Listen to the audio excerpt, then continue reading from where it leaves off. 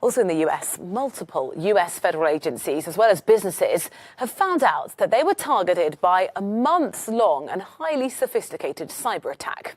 It began in March and was discovered by the cybersecurity company FireEye. It cast blame on a nation with top-tier offensive capabilities. US media say officials suspect Russian hacker group Cozy Bear. The Kremlin, however, said on Monday that they had nothing to do with the attack. Well, let's find out more. Robert Pritchard joins us now, director at the cybersecurity expert. Thank you very much. Look, how was this able to happen and why for so long? They believe this could have started back in March. How did it go undetected for such a long time? Good morning, Rosie.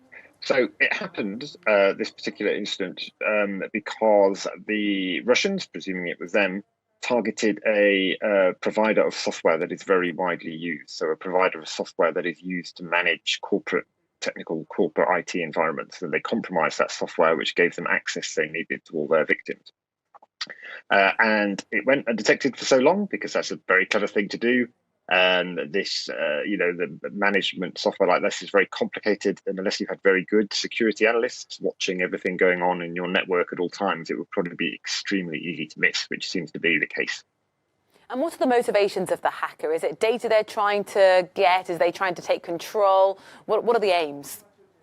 It seems to be an espionage campaign, yeah. So it seems to be to steal data. Certainly the targets that we publicly know about, which are US government entities, although it will be much broader than just the US, the impact of this. But US government entities and security companies, it looks like it was espionage. The Russians are trying to steal political or other useful information. What does this tell us about how vulnerable those networks are to outside intrusion?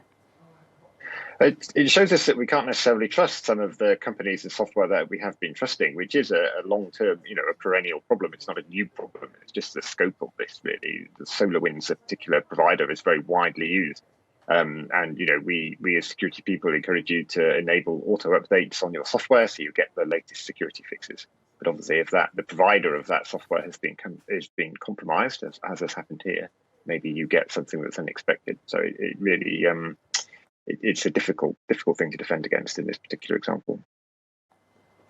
Thank you very much for your insight. Robert Pritchard, director there at the cybersecurity expert. Really appreciate your time.